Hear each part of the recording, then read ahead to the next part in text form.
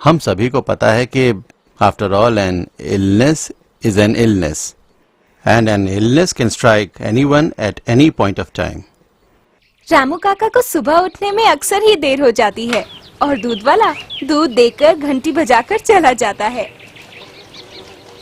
भोर की किरणें धीरे धीरे जब अंधेरे को पिघला देती हैं, दीदी तब रियाज करने बैठती है।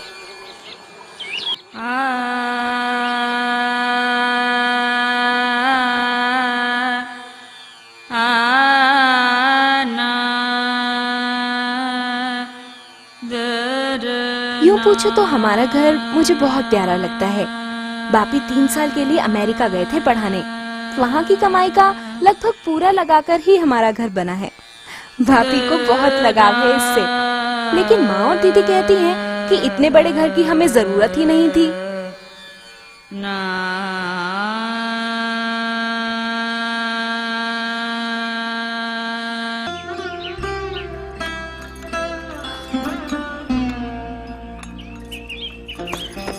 आज की सुबह कितनी सुंदर है ना माँ। सोचा था आज रियाज बहुत अच्छा होगा,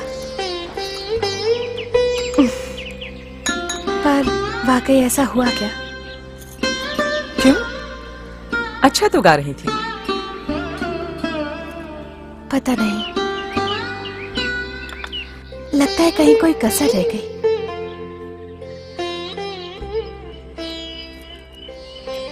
क्या सोच रही है मणि? आज मेरी एंगेजमेंट है। जब तक ये दिन दूर था जैसे ठीक था, पर अब बिल्कुल सामने आ जाने पर मेरे मन में सवाल उठ रहे हैं। सब कुछ ठीक तो होगा ना?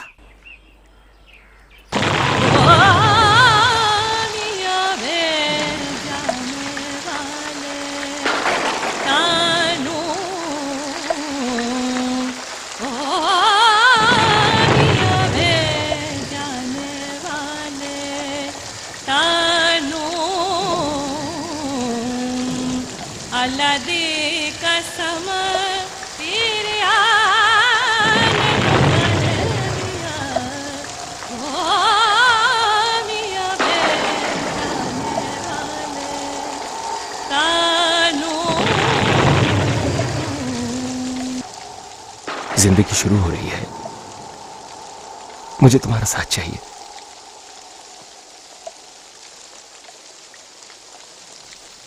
संगीत की कोई खास समझ नहीं है मुझमें, पर तुम गाती रहो तो कभी ना कभी कुछ ना कुछ तो मैं सीख ही लूंगा। वादा करता हूं तुम्हारे संगीत और अपने बीच कोई फर्क नहीं रखूंगा।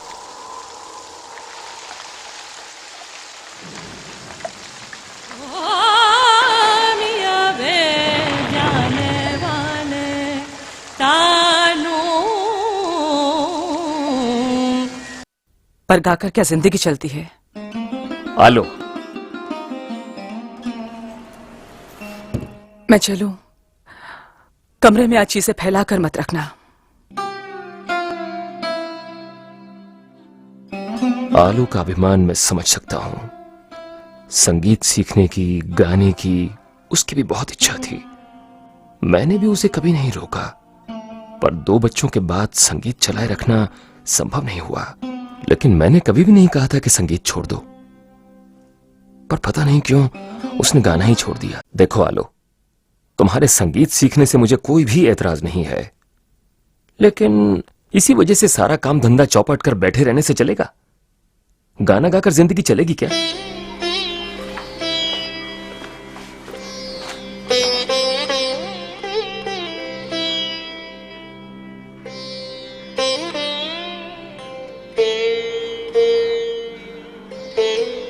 बस वो जो उस दिन कहा था उसी को लिए बैठी है।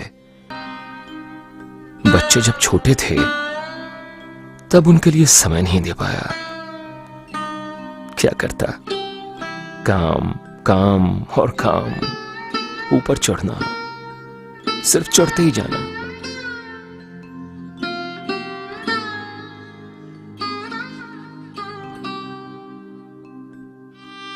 मणि कब बड़ी हो गई महसूस ही नहीं कर पाया। मणि शुरू से ही शांत स्वभाव की थी, एक कोने में छुपी रहती थी, आंखों के सामने होने पर भी दिखाई नहीं पड़ती थी। और उर्मी थी तूफान, खुद को दिखाए बिना उसको चैन नहीं पड़ता था। इसीलिए वो नन्ही मणि धीरे धीरे कब आंखों से ओझल हो गई, खो गई, पता ही नहीं चला। उसी माँ की आवाज तक हम सुन नहीं पाते।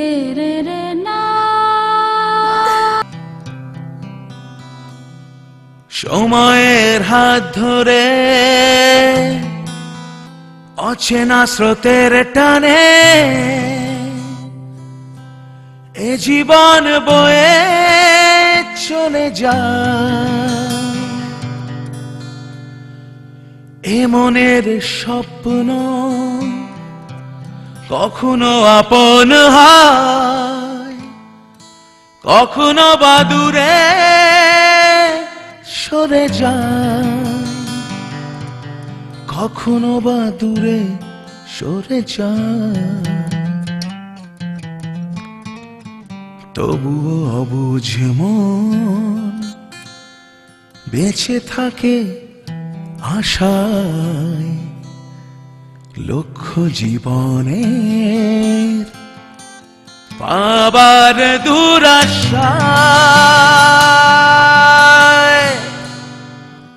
চেনা মুখের মাঝে আপনার খোঁজে,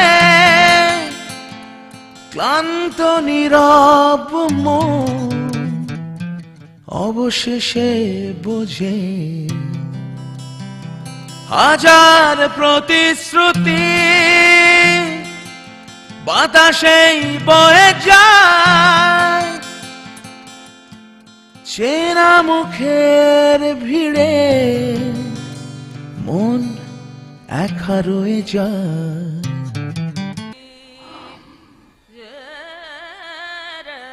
मैं वादा करता हूं मणि,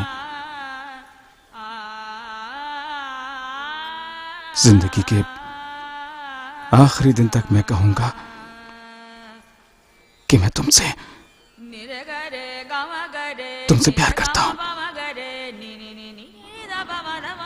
रंजन, आज तुम्हारे यहाँ आके मैं शायद पहली बार अपने आप को समझ पाया हूं। मुझे तुम चाहिए उर्मी। चाहने से ही सब कुछ मिलता है क्या? दिल की गहराई से चाहूं तो कैसे ना करोगी? बोलो। I love you Urmi, I love you. It's a fate, ये तो मिर्गी का दौरा है। क्या? ये क्या? खून क्यों निकल रहा है? ओह गॉड। दीदी, मणि, दीदी। नहीं नहीं नहीं, एपिलेप्सी किसी भी तरह का मेंटल डिजीज नहीं होता है, ये एक ब्रेन डिजीज है, वो भी पैरोक्सिस्मल कभी कभी होता है। ब्रेन के न्यूरॉन एक जगह अचानक असंभव तरीके से उत्तेजित होने पर यह घटना घटती है, और उसके बीच में मतलब द पीरियड इन बिटवीन, उस समय पेशेंट बिल्कुल नॉर्मल रहता है। डॉक्टर बाबू को बुलाओ ना प्लीज। उर्मी क्विक। देखो ना, ये बोल क्यों नहीं रही है? ये बोल क्यों नहीं रही? मणि, मणि, मणि, सुनिए, जूता सुंघाने से एक डॉक्टर होने के नाते कह सकता हूं कि आज के युग में epilepsy is a very much treatable disease, और पिछले 10 सालों में ऐसे एंटी एपिलेप्टिक ड्रग्स निकले हैं जो कि सेफ और इफेक्टिव हैं। इसके अलावा डिफिकल्ट केसेस ऑफ एपिलेप्सी में भी सर्जरी की जा सकती है, नर्व स्टिमुलेशन हो सकता है। हमारे देश में लगभग 100 लोगों में कम से कम एक आदमी एपिलेप्सी की चपेट में आ जाता है। लेकिन हम नहीं आए चपेट में, ना ही हमारे परिवार का कोई और। जानते हुए भी एक एपिलेप्टिक लड़की के साथ अपने बेटे की शादी करूं? लोग क्या कहेंगे? आज वे समझ नहीं पाए हैं, और लोग भी शायद समझ न पाए, क्योंकि वे नहीं जानते हैं। लेकिन क्या हम सही मायने में जीकर ये बात उन्हें नहीं समझा सकते कि जिंदगी ही बड़ी है, बीमारी नहीं? मैं जीऊंगी, मैं जीने लायक जीऊंगी उर्मी।